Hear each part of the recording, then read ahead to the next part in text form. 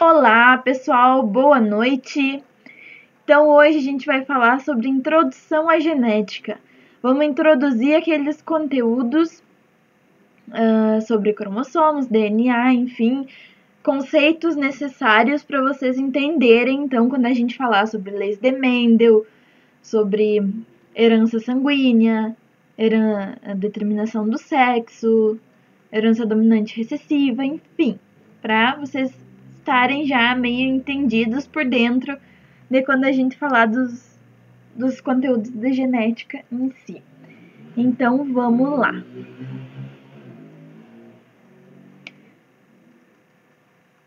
Para começar, né, antes de despejar conceitos em cima de vocês, vamos caracterizar, né, o que é genética e o objetivo do estudo em genética, né? A genética, então, ela é um dos ramos da biologia que ela se preocupa em estudar hereditariedade e variabilidade de características. Ou seja, se as características que a gente apresenta ou que a gente estuda, enfim, elas são hereditárias ou não, o quão hereditárias elas são e as variações que elas podem apresentar. A gente vai entender um pouquinho melhor isso daqui para frente. Mas por enquanto, né, fiquem com essas palavras na cabeça de vocês. A genética, ela se preocupa com a hereditariedade, a herdabilidade das coisas, das características, de uma geração para outra, e a variabilidade dessas características, ou seja, diferentes formas dela aparecer nos indivíduos. Então, ser hereditário, né, o que a gente entende por isso? É algo ser herdável, né? Que pode ser passado de geração em geração. Então, aí vocês têm dois exemplos muito bons de genética, né? De pais e filhos que são extremamente parecidos, né? Que representam, então, essa hereditariedade. Incluindo variabilidade, né? Porque a variabilidade ela é importante para não deixar os indivíduos serem uns iguais ao outro. Eles são exatamente iguais, esses pais, com seus filhos? Não, porque existe ali uma certa variabilidade. Mas a gente vê, né, só de olhar, que eles herdaram várias características dos seus pais, né? Então é isso que a gente se preocupa na genética.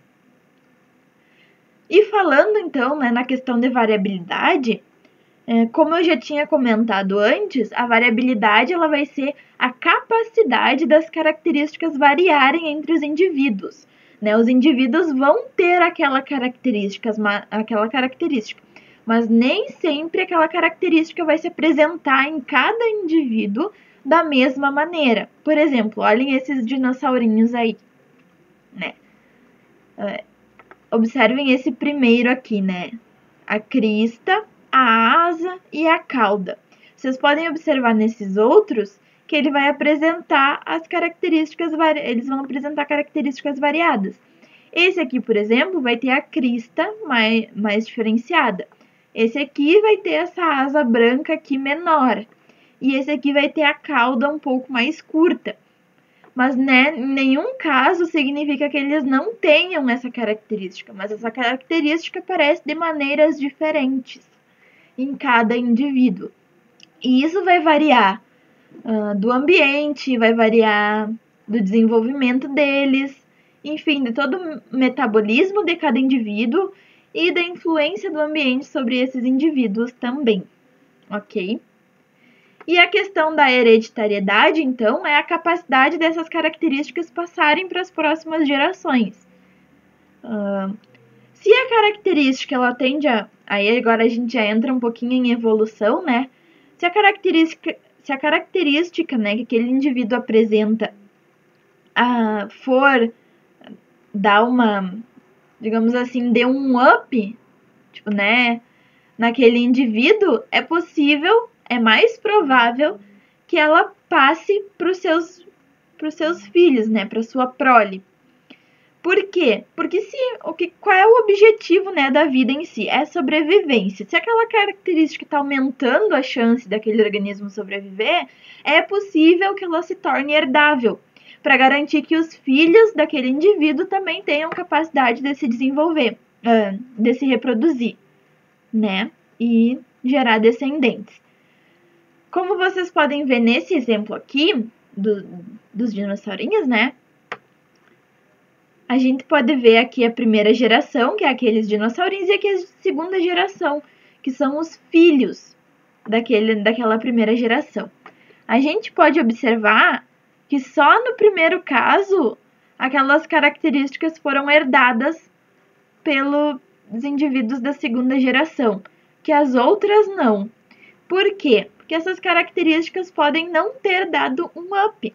Por exemplo, nesse segundo caso aqui, que a cauda era mais curta, a cauda mais curta pode fazer com que o pássaro perca, o pássaro ou dinossauro, né? Enfim, perca equilíbrio durante o voo.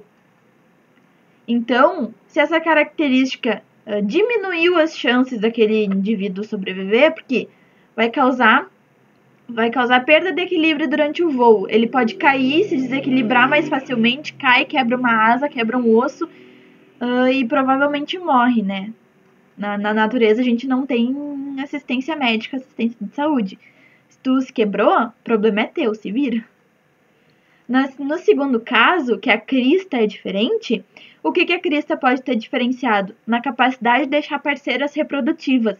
As fêmeas dessa espécie podem gostar da crista, que nem aqui no primeiro, segundo caso, da crista mais bonitinha. Essa crista mais rala, ela pode não gostar, então ela não vai preferir acasalar e ter filhos com aquele ali.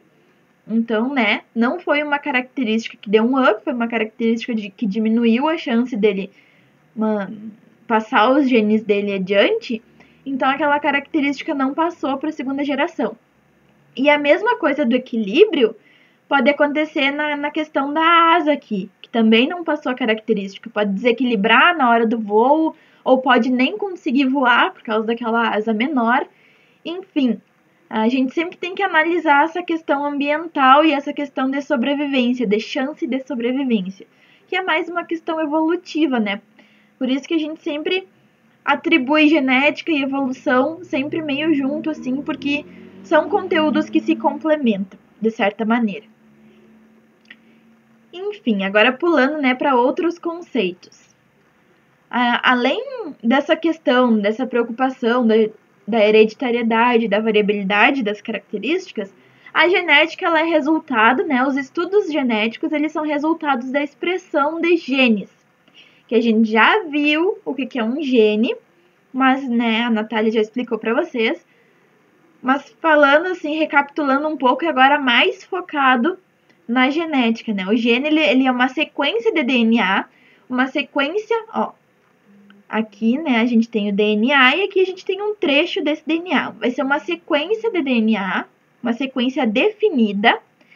E no caso aqui vocês estão vendo que é uma sequência de bases nitrogenadas, aquelas letrinhas que vocês viram na última aula, A, T, C, G, enfim, que vai ser expressa numa característica, vai determinar uma característica no indivíduo.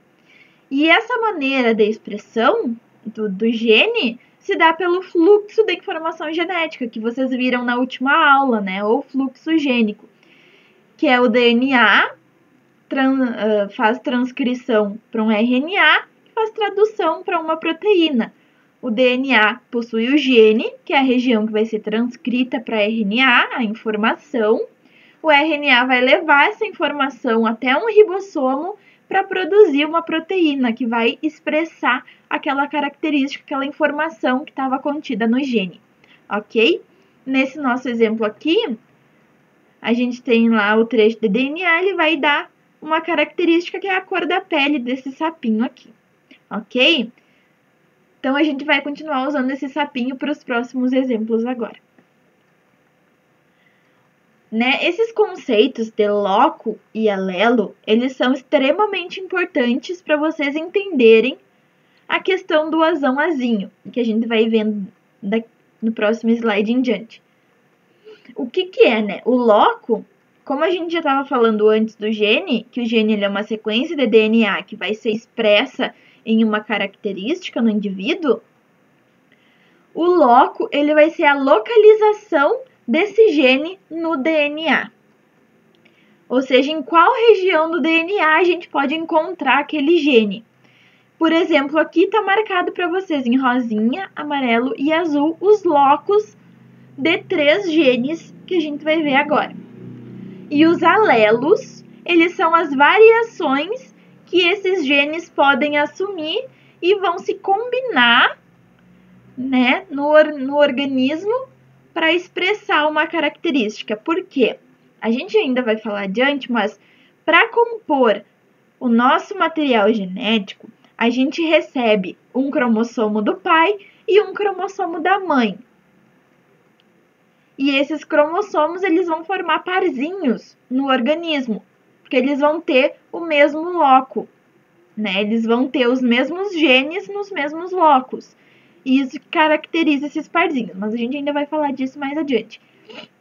E o alelo vai ser a variação que esse gene vai estar apresentando, tanto no cromossomo do pai quanto no cromossomo da mãe. Às vezes é diferente, às vezes é igual, mas isso a gente ainda vai discutir. O que que... Ó, Júlia, tu falou, mas eu não tô entendendo ainda. Pensem assim, o gene, ele vai estar, ele é o mesmo, ele vai determinar sempre a mesma característica, independente do cromossomo que ele vai estar, né? Sendo do parzinho, falando do parzinho. Essa questão é bem complexa, né? Então a gente requer muita atenção. O gene, ele vai determinar a mesma característica. Por exemplo, vamos falar em questão humano, para vocês entenderem um pouquinho melhor, falar de cor do cabelo. No cromossomo, no parzinho que eu tenho lá nas minhas células, no meu material genético, eu vou ter o meu parzinho, onde eu recebi um cromossomo da mãe e um cromossomo do pai. Nesse parzinho, tanto no cromossomo que eu recebi da minha mãe, quanto no cromossomo que eu recebi do meu pai, nos dois eu vou ter um gene que vai determinar a cor do meu cabelo. Ok? Ok.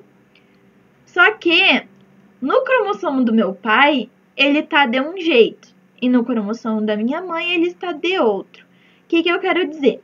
No cromossomo que eu recebi do meu pai, naquele gene que vai caracterizar a cor do meu cabelo, ali está dizendo que o meu cabelo é preto, que o meu cabelo vai ser preto. E no cromossomo que eu recebi da minha mãe, ali no gene que vai determinar a cor do meu cabelo, está dizendo que meu cabelo é castanho.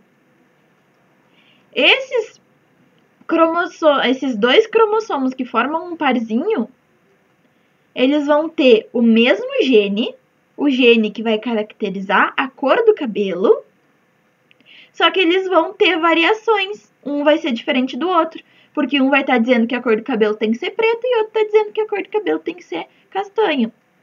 E essa variação do gene é o que a gente chama de alelo. E o alelo são as letrinhas, o azão, azinho, que a gente utiliza para exemplificar isso. Por exemplo, na questão de genes aqui, no sapinho, esses 3 genes que a gente viu aqui vão caracterizar a cor da pele, o rosinha, o amarelinho, o saco vocal dele, que é essa partezinha aqui embaixo da boca, e o azulzinho ali vai caracterizar as pernas dele, né? Mas olhem aqui, vamos olhar melhor para esse daqui, cor da pele, tá? Nesse aqui da cor da pele, ó, ele vai estar determinando tanto o do pai quanto o da mãe, vai estar determinando no sapinho a cor da pele.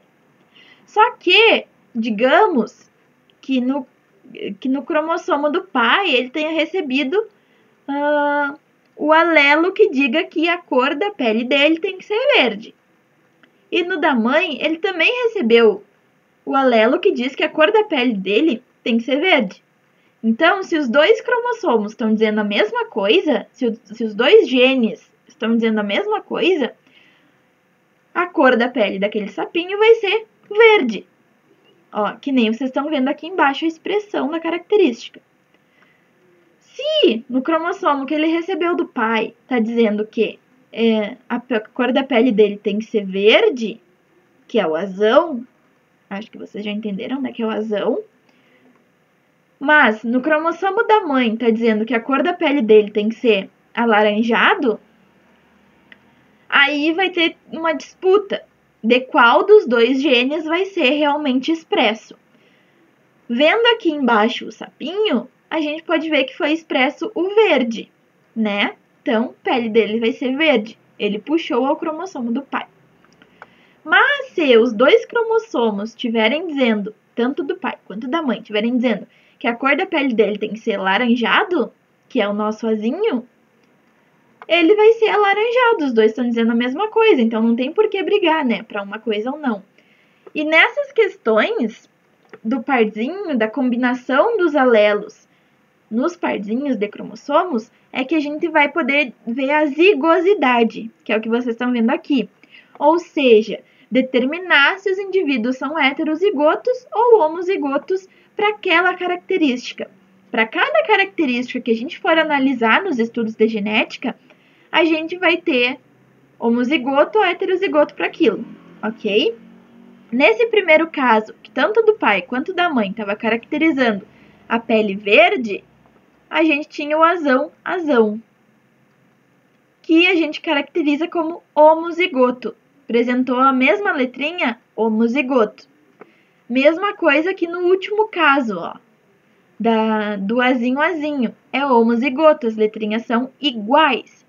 Mas aqui a gente tem uma diferença, que é no azinho, quando os dois cromossomos estão dizendo coisas diferentes. Né? Um tá dizendo a pele tem que ser verde, o outro tá dizendo a pele tem que ser alaranjada. E daí eles brigam para ver qual que vai ser expresso. A gente tem o heterozigoto.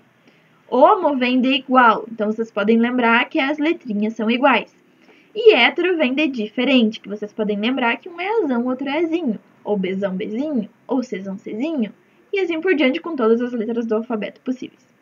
Ok, gente? Espero que não tenha ficado mais confuso para vocês, porque é difícil explicar e é mais difícil ainda explicar falando para uma tela do computador, sabe? Então, sem vocês darem um retorno pra gente dizendo tô entendendo, não tô entendendo, não entendi tal coisa eu entendi, mas a outra não. É difícil a gente saber se vocês estão conseguindo acompanhar o ritmo. Então, sempre que possível, né, vocês deem um retorno pra gente. Se estão com dificuldades, venham. Porque sem a gente saber que vocês estão passando dificuldades, a gente, né, não tem bola de cristal, não tem como ajudar vocês também. Beleza? E continuando aqui, nessa questão que vocês estão vendo aqui, ó, dominante, recessivo, mas vocês viram que eu nem toquei nisso ainda, né? Que a gente vai falar disso aqui. Qual é a diferença, né, quando a gente pode chamar alguma coisa de dominante, alguma coisa de recessivo? Para a gente poder determinar se aquela característica vai ser dominante ou recessiva, se aquele alelo vai ser o alelo dominante ou recessivo naquele gene, a gente nunca pode afirmar nada sem olhar o heterozigoto, aquele que apresenta as duas variações, os dois alelos, o alelo azão e o alelo azinho. Por quê? Porque como ele apresenta as duas variações, elas vão ter que brigar para ver, entre aspas, qual a mais forte, fecha aspas, que vai ser aquela que vai ser expressa. Ou seja, aquela característica que a gente olha para o sapinho e vê, no caso da cor, né?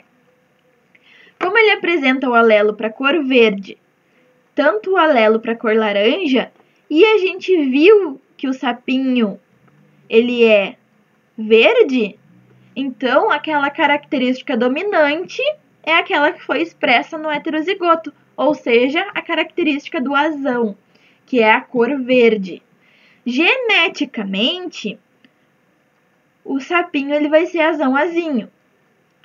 Em questão de alelos, ele possui as duas variações. Ele possui o alelo que determina a cor verde e o alelo que determina a cor alaranjada. E o que isso significa, né? Sendo a cor verde que é expressa no sapinho. Significa que o alelo azão, ele domina sobre o alelo azinho. Que quando eles estão juntos, quem vai ser expresso, quem domina, é a cor verde. Então, por isso que a gente chama o dominante o recessivo. Então, o azão vai ser o verde e o azinho o alaranjado. O azão vai ser o dominante, o azinho o recessivo. Beleza? Ficou claro aqui? Falando em Enem. Se o Enem trouxer uma questão dessas para vocês, o que é um pouquinho mais difícil, porque normalmente o Enem abrange ou leis de Mendel, ou herança sanguínea, ou mutações, que a gente ainda vai ver para frente.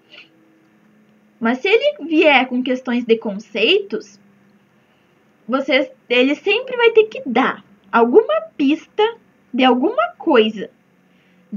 Se ele estiver falando de uma característica, ele vai ter que dizer qual é o dominante, qual é o recessivo daquela característica, ou falar qual é o genótipo dos pais, que é o genótipo, os alelos que eles apresentam, né? No caso aqui, ó, geneticamente, o genótipo desse sapinho é azão-azinho, ok? Esse é o genótipo. Então, o Enem ele vai ter que dar alguma pista na questão que vai dar, né, a possibilidade de vocês resolverem a questão. Beleza? Ok, vamos seguir, que eu já tô me enrolando demais. Aí, agora vamos falar de cromossomos e cromátides. Né? A gente já teve uma préviazinha disso, mas é sempre bom recapitular. E eu trouxe aqui o mesmo esquema que vocês têm na apostila. Esqueci de ver qual é a página da apostila, mas tem na apostila esse mesmo esquema. Como vocês viram na última aula, o cromossomo, ele não é o xizinho que a gente costuma ver, que nem tá mostrando aqui, né, nessa imagem de fundo. O cromossomo, quando a gente vê ele em xizinho, ele é um cromossomo duplicado, né, que nem vocês estão vendo aqui. Quando o cromossomo ele tá duplicado, cada perninha dele a gente vai chamar de cromátide irmã. E juntas, né, pelo centrômero ali, elas formam o cromossomo duplicado. Então, né, vejam, aqui a gente tem um cromossomo e aqui esse cromossomo duplicado. E cada perninha desse cromossomo a gente chama de cromátide irmã, ok? Aí, quando esse cromossomo se parear com outro cromossomo, para formar o parzinho, a gente chama eles de cromossomos homólogos. Por que eles são homólogos? Porque eles precisam apresentar o mesmo loco gênico, ou seja, o mesmo lugar onde os genes vão estar num cromossomo e outro. Vamos ver um exemplo disso. Aqui, a gente tem lá, digamos que aquele cromossomo, para alguma característica que a gente está analisando, ele tenha o alelo azão. E aqui, sinalizado em verde, está o lugar daquele gene, está o loco gênico. Quando a gente duplicar esse cromossomo, ele vai ficar assim. Ele não pode duplicar uma coisa que ele não tem, então ele vai duplicar o que ele tem. Se ele tem azão, se aquele cromossomo é azão, duplicado nas duas perninhas, ele vai ter aquele gene azão, com alelo azão. E aqui, né, no parzinho, digamos que esse aqui, cromossomo que a gente estava falando, veio do pai, ele vai estar ali, né, com seus azão, com seus alelos azão bonitinho. E o que vem da mãe, que a gente não sabe, né, qual é o alelo que tá ali, mas a gente sabe que tem o mesmo gene ali, no mesmo lugar. Vocês estão vendo? No mesmo lugar. Aí a gente só não sabe o alelo que vai ter ali, a variação do gene que vai ter no cromossomo vindo da mãe. E esse parzinho que eles formam, a gente chama de cromossomos homólogos. São os cromossomos em parzinho. Ok?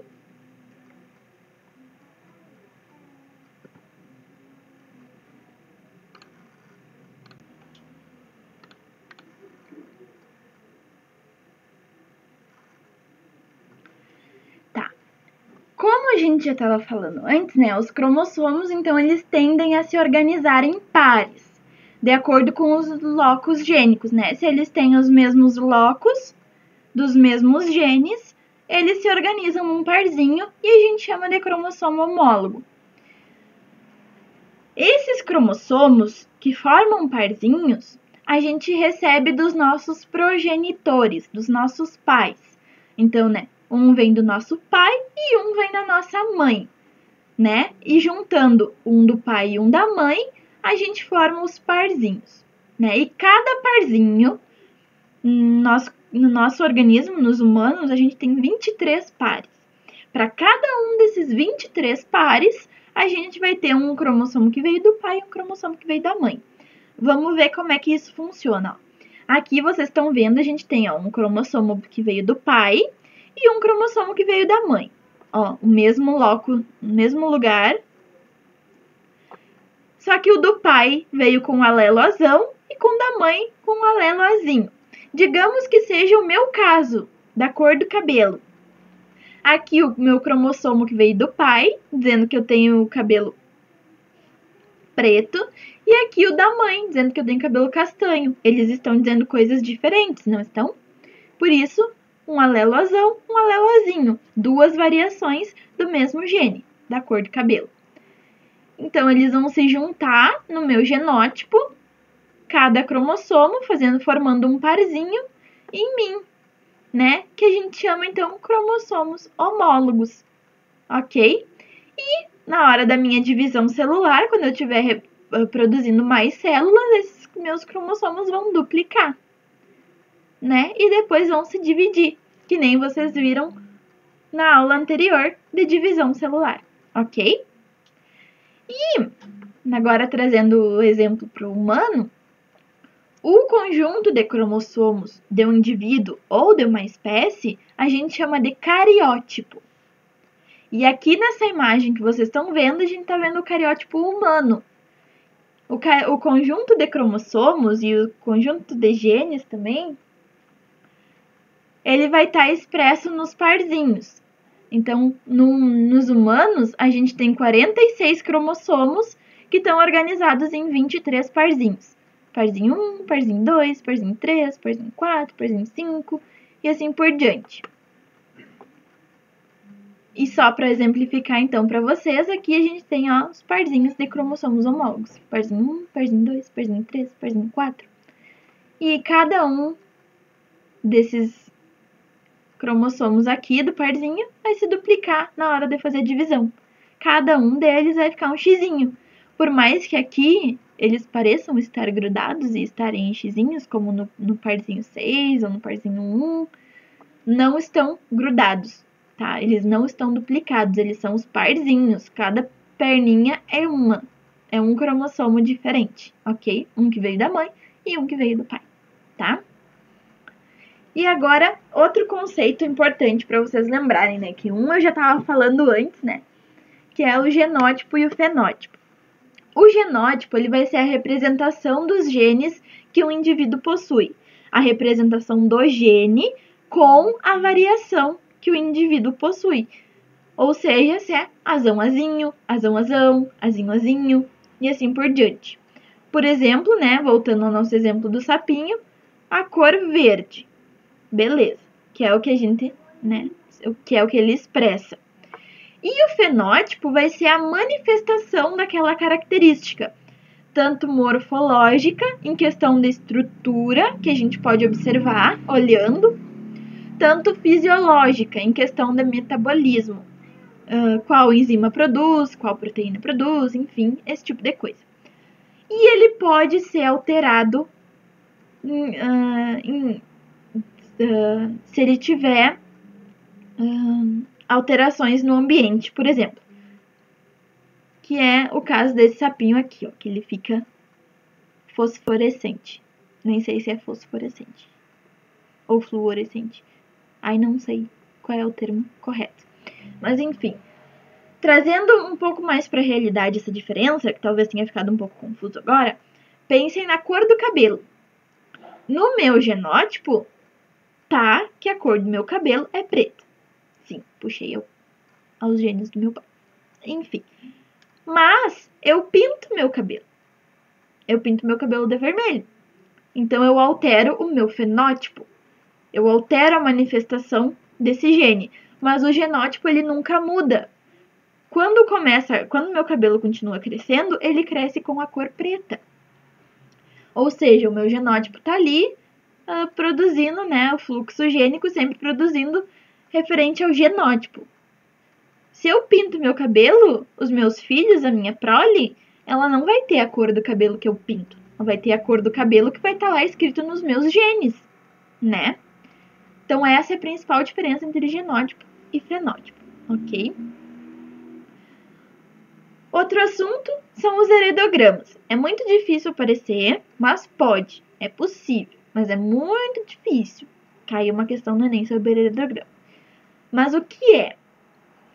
É um diagrama, né? É uma estruturinha que representa uma árvore genealógica entre algumas gerações de uma família de algum indivíduo ou da nossa, que permite analisar a presença ou ausência de características ao longo das gerações. E isso nos permite inferir, né, dizer se aquela característica é dominante ou recessiva, se vai afetar a futura geração, se vai afetar homens ou mulheres, dependendo da característica, e assim por diante.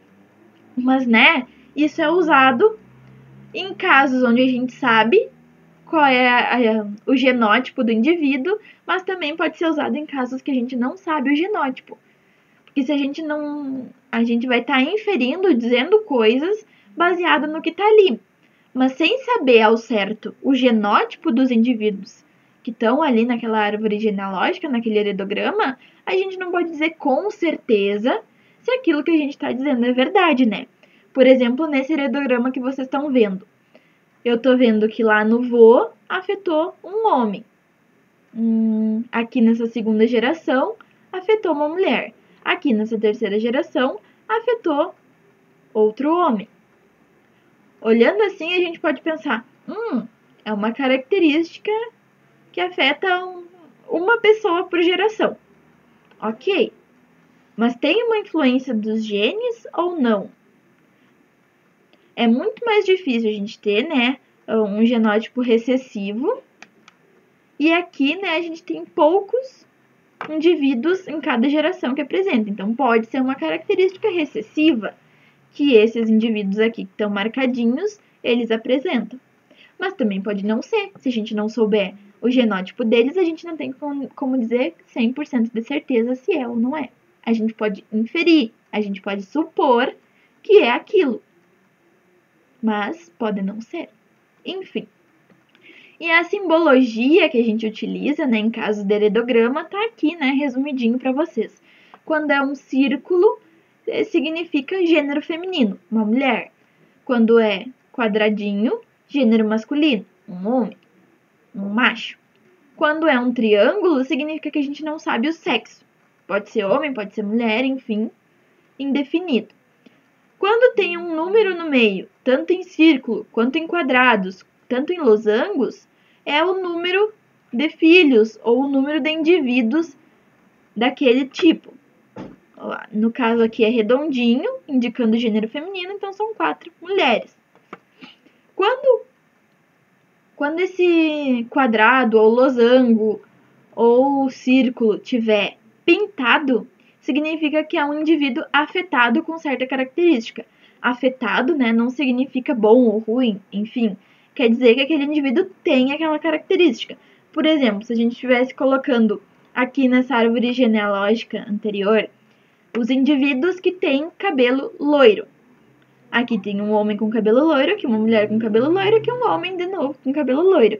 Significa que os indivíduos pintadinhos possuem aquela característica que a gente está analisando, ok? Aqui, quando a gente tem uma bolinha, um quadradinho ligados com uma linha reta, a gente indica casamento. Quando é uma linha pontilhada, significa esse casamento ou caso extraconjugal, ou seja, fora do matrimônio, ou fora do casalzinho, né, que estava anteriormente. Quando a gente tem uma barra no meio daquela linha, significa divórcio. E quando a gente tem duas barras ligando um casal, significa casamento consanguíneo. Consanguíneo é entre parentes próximos. Por exemplo, entre irmãos, entre primos, entre tios e sobrinhos, enfim, com proximidade. E quando a gente tem, que nem aqui embaixo, dois saindo do mesmo lugar, a gente tem gêmeos. Se a gente tiver uma linha ligando esses gêmeos, significa gêmeos monozigóticos ou gêmeos idênticos. Quando a gente não tem nenhuma linha ligando eles, significa gêmeos dizigóticos, ou seja, gêmeos diferentes.